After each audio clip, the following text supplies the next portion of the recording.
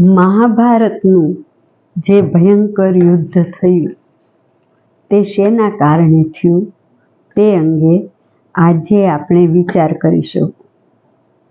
આપણે જાણીએ છીએ કે મહાભારતનું વિષય વસ્તુ છે એ સમય સરિતાના વિશાળ તટ પર ફેલાયેલું છે. સમયે સમયે તેમાં ફેરફારો થતા રહ્યા છે, ઉમેરાઓ થતા રહ્યા છે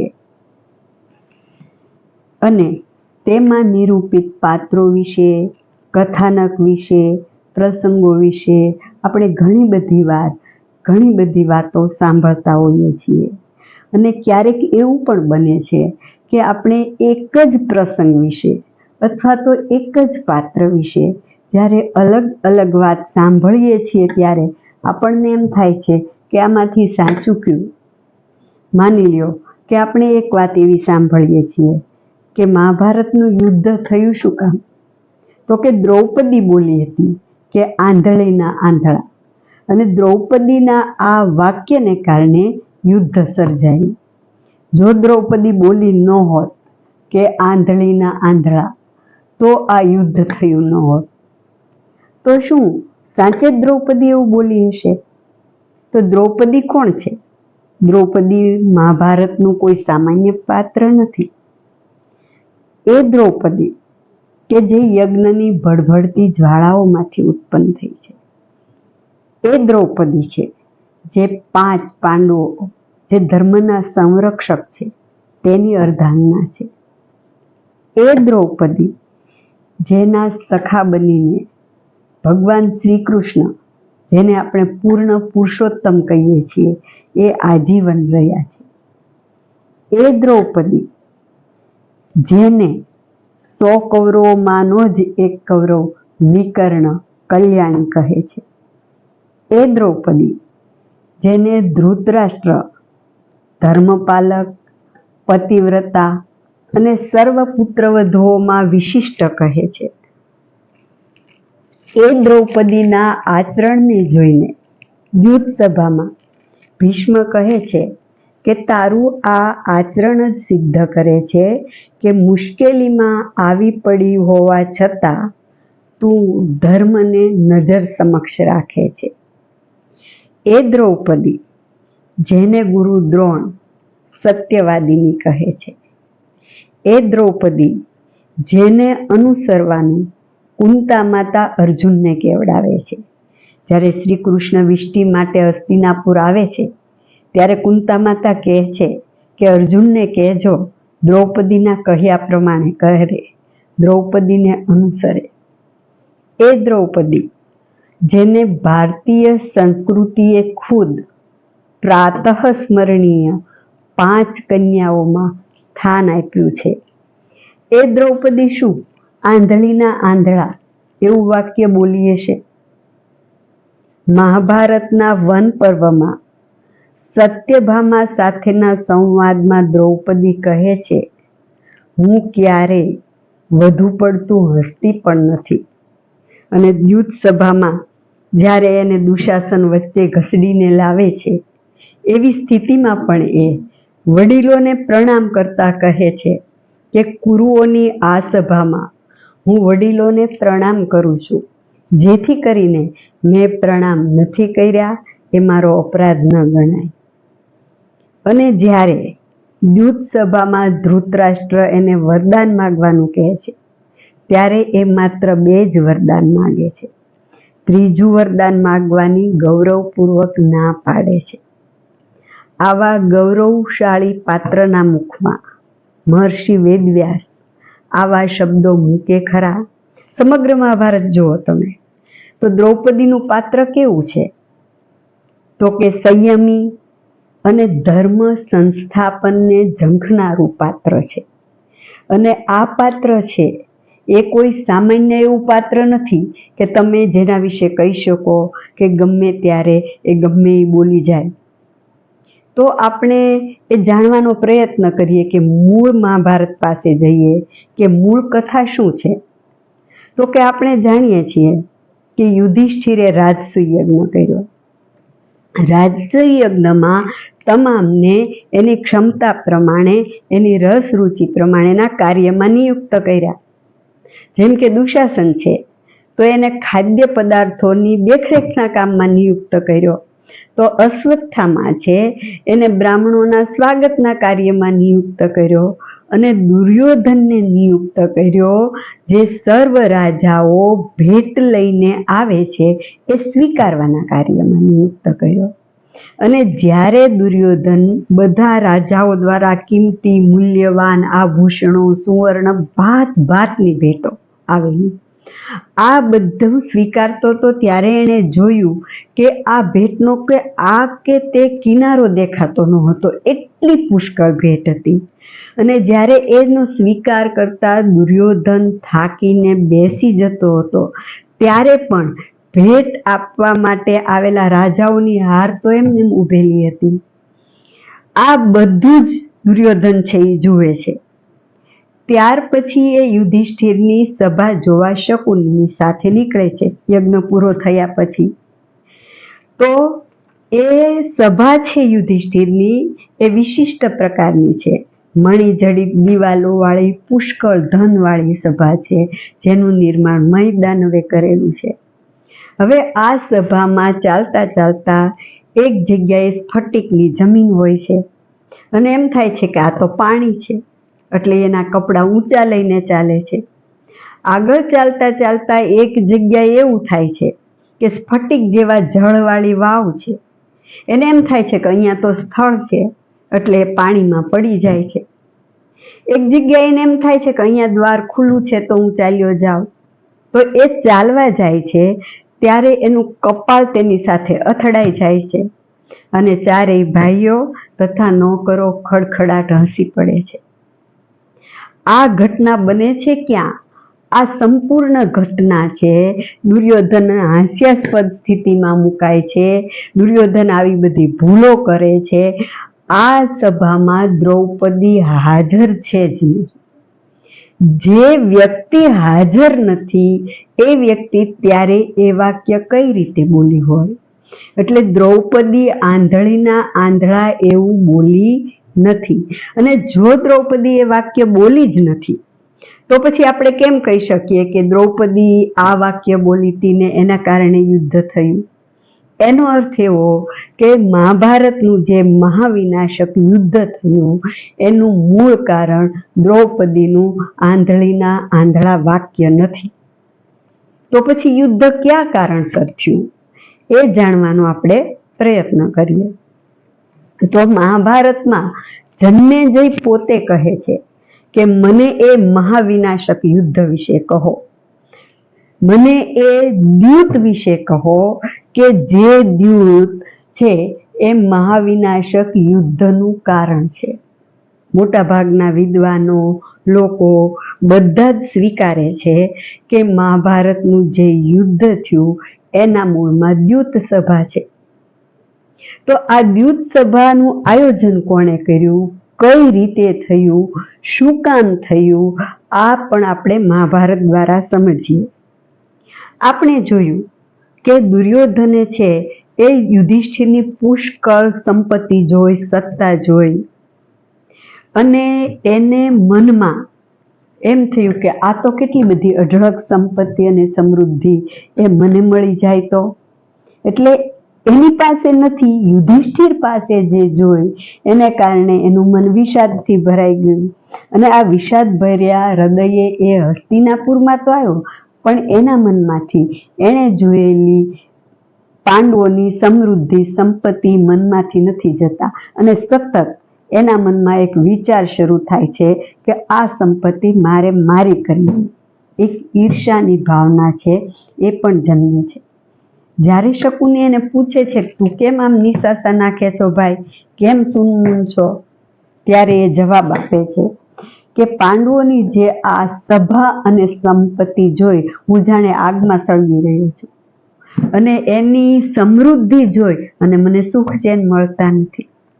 દુર્યોધન અહીંયા જે વાત કરે છે તમે એ વાત જુઓ તો એની વાત પરથી આપણને ખ્યાલ આવે છે કે દુર્યોધનના મન ઉપર જો કોઈ વાતની અસર થઈ હોય તો એ અસર થઈ છે યુધિષ્ઠિરની સંપત્તિની. અહીં ક્યાંય એવી વાત નથી કે દ્રૌપદી છે એણે એનું અપમાન કર્યું હતું.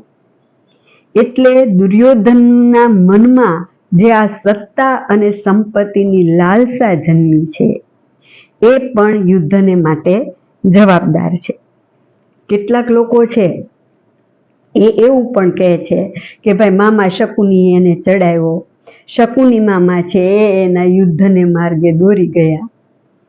પણ જ્યારે દુર્યોધન છે એ શકુનીને વાત કરે છે, બરાબર, નિશાસાનું કારણ જણાવે છે કે યુધિષ્ઠિરને પાંડવોની સમૃદ્ધિને સંપત્તિ છે, ત્યારે શકુની જે જવાબ આપે છે એ બહુ રસપ્રદ છે. શકુની શું કહે છે કે તારે યુધિષ્ઠિર પ્રત્યે ક્રોધ કરવો જોઈએ નહીં, કેમ કે પાંડવો છે એના ભાગ્યનું ભોગવી રહ્યા છે.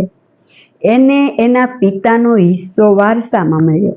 આપણે જાણીએ છીએ કે રાજ્ય છે એ પાંડુનું હતું અને પાંડુના પુત્રો હોવાને નાતે એના પિતાનો વારસો છે, હિસ્સો એને મળ્યો. અને પછી એણે એના તેજથી, એના પરાક્રમથી એની સંપત્તિ સમૃદ્ધિ વધારી. એમાં શોખ શું કરવાનો? પણ દુર્યોધન છે એને આ વાત પસંદ નથી. યુધિષ્ઠિર પાસે સમૃદ્ધિ ને સંપત્તિ છે એનાથી સહન થતું નથી. અને એટલે ત્યારે એ શકુનીને કહે છે કે મામા તમે છે ને મને મરવાની રજા આપો. કાં હું આગમાં સળગીને મરીશ, કાં હું પાણીમાં ડૂબીને મરીશ, કાં હું ઝેર ખાઈને મરીશ. કેમ કે પાંડવોની જે સમૃદ્ધિ છે એ હરી શકવા માટે હું અસમર્થ છું. દુર્યોધન જ્યારે મરવાની વાત કરે છે ત્યારે શકુની એને માર્ગ બતાવે છે અને એ દ્યુતનો માર્ગ બતાવે છે. અહીંયા શકુની પહેલા દુર્યોધનને નથી એ માર્ગે લઈ જતો, પણ દુર્યોધન પોતાના કાર્યની સિદ્ધિ માટે શકુનીને એ માર્ગે જોડે છે. બીજી વાત, વારંવાર આપણે એવું પણ ક્યાંક ને ક્યાંક સાંભળતા હોઈએ છીએ કે ધૃતરાષ્ટ્રના મનમાં સત્તા અને સંપત્તિની લાલસા છે અને ગાંધારીની જે ઈર્ષા છે એ દુર્યોધનને વારસામાં મળી. હવે એ અંગે આપણે જોઈએ કે દુર્યોધન જ્યારે પહેલો જાય છે ધૃતરાષ્ટ્ર પાસે અને એને કહે છે કે તમે દ્યુત માટેની આજ્ઞા આપો, અનુમતિ આપો, ત્યારે પહેલા ધૃતરાષ્ટ્રના શબ્દો શું છે? તો કે ધૃતરાષ્ટ્ર સ્પષ્ટ કહે છે કે મહાબુદ્ધિશાળી વિદુર મારા મહામંત્રી છે, એની સાથે મંત્રણા કર્યા પછી આ કાર્ય યોગ્ય છે કે અયોગ્ય તેનો હું નિર્ણય કરીશ. પણ ત્યારે દુર્યોધન શું કહે છે કે જો તમે એમ કરવાના હો તો હું તો મરી જઈશ, અને હું મરી જાઉં પછી તમે આ સમૃદ્ધ રાજ્ય સુખ બધું તમે ને વિદુર ભોગવજો ને આનંદથી જિંદગી જીવજો. એક રીતે આપણે જોઈએ તો દુર્યોધન છે એ ઇમોશનલ બ્લેકમેલ કરે છે અને પુત્ર સ્નેહને વશ થઈ અને ધૃતરાષ્ટ્ર દુર્યોધનની વાત સ્વીકારે તો છે, પણ જ્યારે તક મળે છે ત્યારે એ દુર્યોધનને સમજાવ્યા કરે છે. એ વિદુરનું નામ દઈને પણ સમજાવે છે. એ કહે છે કે વિદુર પણ દ્યુતની પ્રશંસા કરતા નથી, માટે તમે દ્યુતનો વિચાર ત્યજી દો.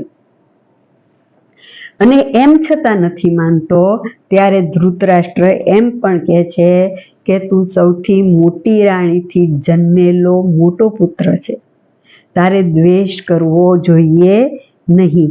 દ્વેષ કરનારને મરનાર જેટલું દુઃખ પડે છે.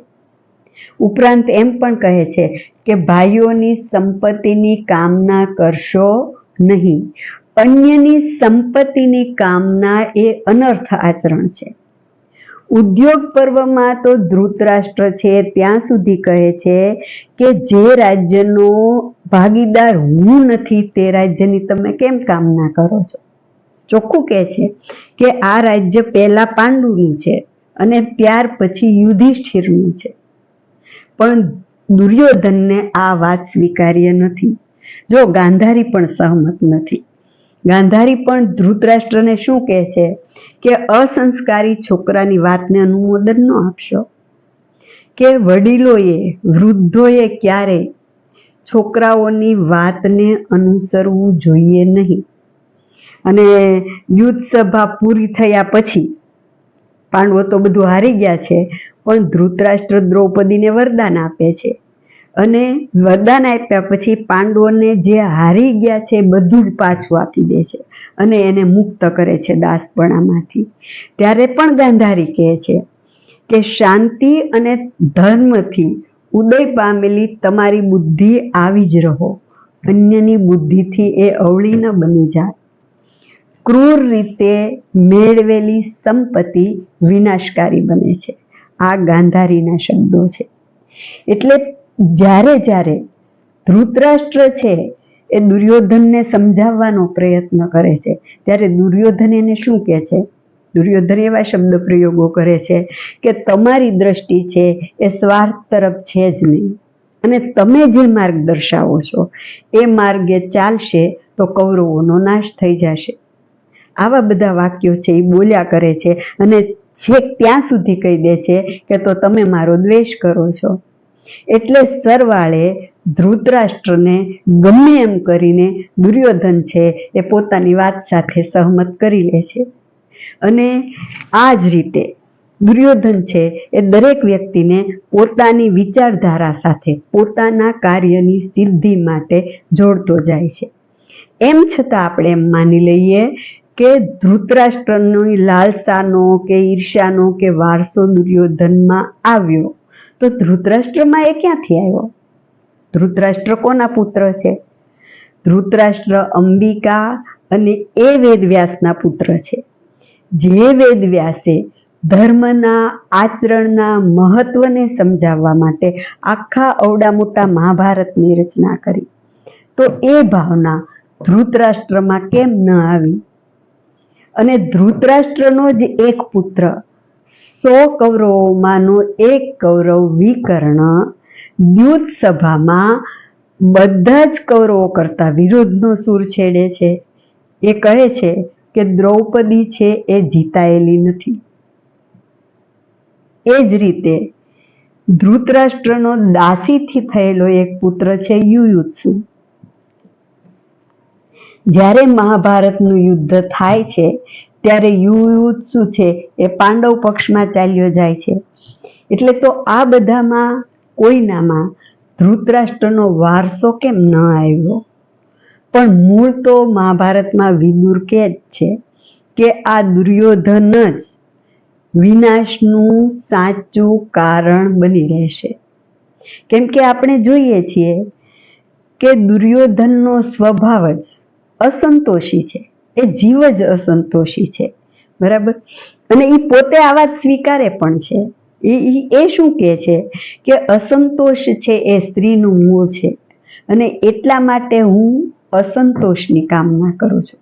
દુર્યોધન શેની કામના કરે છે? અસંતોષની. અને આમ જુઓ તો દુર્યોધન પાસે કાંઈ ઓછી સંપત્તિ કે સમૃદ્ધિ નથી. એ ઉપરણાઓ ઓઢે છે, આમિષમય આહાર લે છે, એની પાસે બધું જ છે. જાત જાતના ઘોડાઓ એને વહન કરે છે, એની પાસે કિંમતી શૈયાઓ છે, સુંદર લલનાઓ છે, ગુણકારી ભવનો છે, સુખ ભોગના બધા જ સાધનો છે. અને જ્યારે એ ઈચ્છે ત્યારે એની પાસે બધું હાજર થાય છે, ઉપસ્થિત છે એની પાસે. જો એને યજ્ઞ સંપત્તિ જોઈતી હોય તો ધૃતરાષ્ટ્ર એનોય માર્ગ બતાવે છે. ધૃતરાષ્ટ્ર કહે છે કે તમારા ઋત્વિજો પણ યજ્ઞનું અનુષ્ઠાન કરે, બધા રાજાઓ તમારા માટે પણ કિંમતી ભેટ અને આભૂષણો લઈને આવશે. પણ દુર્યોધન એવો જીવ છે જેને માટે પોતાના પાસે કેટલી સમૃદ્ધિ છે એના કરતા યુધિષ્ઠિર પાસે કોઈ સમૃદ્ધિ સંપત્તિ ન હોવી જોઈએ એ વધુ મહત્વનું છે. અને એટલા માટે જ જ્યારે શકુની એને કહે છે ને કે તારી પાસે તો બધું છે, તને બધાનો ટેકો છે, જેમ કે ગુરુ દ્રોણ છે, કર્ણ છે, હું છું, અને બધાની મદદ લઈ અને તું પૃથ્વી જીતી લે. ત્યારે તરત જ દુર્યોધન બોલે છે કે તો હું એમ કરું કે યુધિષ્ઠિરને જીતી લઉં, એટલે પુષ્કળ સંપત્તિ વાળી સભા ને પૃથ્વી બધું મારા બની જશે. એટલે દુર્યોધન કોઈ પણ રીતે, કોઈ પણ રસ્તે એનું એક જ લક્ષ્ય છે કે પાંડવોની સંપત્તિ સમૃદ્ધિ હરી લેવી. અને માત્ર જો એ હરી લેવા નથી માંગતો, હરી લીધા પછી ક્યારેય પાછી દેવા પણ નથી માંગતો. એટલે જ્યારે પુનઃ દ્યુત રમાય છે ફરીથી, અને ત્યારે એક જ શરત મૂકવાની વાત છે કે ભાઈ પાંડવો 12 વર્ષ વનમાં રહે અને 1 વર્ષ ગુપ્તવાસમાં રહે. 13 વર્ષનો આ રીતે એને રહેવાનું છે. એ બીજી વારનું યુદ્ધ રમાય એ પહેલા જ દુર્યોધન ધૃતરાષ્ટ્રને કહે છે કે 13 વર્ષનું વ્રત એ પૂર્ણ કરશે તો પણ એને રાજ્ય સંપત્તિ કાંઈ પાછું આપવાનું થતું નથી. એ દરમિયાન આપણે અજય સૈન્ય એકઠું કરી એને જીતી લઈશું. દુર્યોધનના મનમાં જો કે સતત ઝંખના છે કે સંપત્તિ હરી લેવી, આપવી નહીં, અને એ માટે યુદ્ધ કરવું પડે તો યુદ્ધ કરવું. દુર્યોધનના મનમાં યુદ્ધની ઝંખના છે. સામે પક્ષે પાંડવો જુઓ કે એના મનમાં યુદ્ધની કોઈ ઝંખના નથી. અત્યાર સુધીની એમની જે વૃત્તિ છે એ સંરક્ષણની છે. કૌરવો વગેરે ભીમને ઝેર આપ્યા પછી એને લાક્ષાગૃહમાં સળગાવી દેવાનો પ્રયત્ન કરવામાં આવ્યો. ત્યાર પછી જુઓ કે દ્રૌપદીના સ્વયંવર પછી જુઓ, ક્યારેય પણ પાંડવોના મનમાં યુદ્ધની ઝંખના નથી. અને જ્યાં સુધી બંનેના મનમાં બંને પક્ષ યુદ્ધ ઈચ્છતો નથી ત્યાં સુધી યુદ્ધ થતું નથી. પણ જ્યારે દ્યુત સભા અને એમાં બનતે ઘટનાઓ બને છે, દ્રૌપદીનું અપમાન થાય છે, આપણે જાણીએ છીએ કે ભીમ છે એ દુશાસનની છાતી ચીરવાની, દુર્યોધનના સાથળ ભાંગવાની આ બધી પ્રતિજ્ઞાઓ લે છે. અને આ બધાને કારણે પાંડવોના મનમાં પણ યુદ્ધની ઝંખના જાગે છે અને જે મહાભારત યુદ્ધની ભૂમિકા પણ બની રહે છે. તમે ભૂતકાળના કોઈ પણ યુદ્ધ જુઓ અથવા તો વર્તમાનમાં વિશ્વમાં કોઈ પણ જગ્યાએ ચાલતા કોઈ પણ યુદ્ધો જુઓ તો એનું કારણ તપાસજો. ઊંડે સુધી મૂળ કારણ સુધી જઈએ તો આપણને જોવા મળશે કે કોઈને કોઈ વ્યક્તિની, કોઈ દેશની, કોઈ સમાજની સત્તા સમૃદ્ધિની લાલસા કે ઈર્ષા જ કારણભૂત હશે. શું કામ? તો કે આપણે કહીએ છીએ કે માણસ બદલાઈ ગયો છે, દુનિયા બદલાઈ ગઈ છે. હા, માણસ બદલાયો છે બાહ્ય રીતે. કદાચ એનો પહેરવેશ બદલાયો છે, કદાચ એનો ખોરાક બદલાયો હોય, પણ એના મનની એષણાઓ, ઈચ્છાઓ, અભિલાષાઓ, ઝંખનાઓ, વૃત્તિઓ બદલાઈ નથી. આદિમાનવની જે એષણાઓ હતી એ જ આજે પણ છે. પ્રાચીન માનવમાં જે વૃત્તિ હતી એ જ વૃત્તિ આજે પણ છે. અને વેદવ્યાસે મહાભારતમાં જે વિષય વસ્તુ, જે બાબત રજૂ કરી છે એ આ બાબતને કેન્દ્રમાં રાખીને કરી છે. અને એટલે ભવિષ્યમાં પણ જે કાંઈ યુદ્ધો થશે, બરાબર, એના કેન્દ્રમાં પણ, એના કારણ રૂપે પણ કોઈને કોઈની સત્તા સંપત્તિની લાલસા, ઈર્ષા કારણભૂત હશે. અને જ્યારે સમાજમાં કોઈ મોટી ઘટના આકાર લે છે ત્યારે શક્ય છે કે કદાચ એની પાછળ કોઈ એક કારણ ન હોય, નાના મોટા 1 થી વધુ કારણો પણ જવાબદાર હોઈ શકે છે. એટલે મહાભારતનું જે યુદ્ધ થયું એમાં માની લો કે કોઈ એક કારણ ન પણ હોય, 1 થી વધુ કારણો પણ જવાબદાર હોઈ શકે છે. પણ મહાભારતનો અભ્યાસ કરતા આપણને એટલું તો જણાય છે, એટલું તો જાણવા મળે જ છે કે મહાભારતના યુદ્ધના મૂળમાં દુર્યોધનની સત્તા, સંપત્તિની લાલસા અને ઈર્ષા કારણભૂત હતા. અને આના કારણે જ મુખ્ય પ્રવાહમાં નાના નાના પ્રવાહો જોડાતા ગયા અને મહાભારતનું યુદ્ધ છે એ અસ્તિત્વમાં આવ્યું.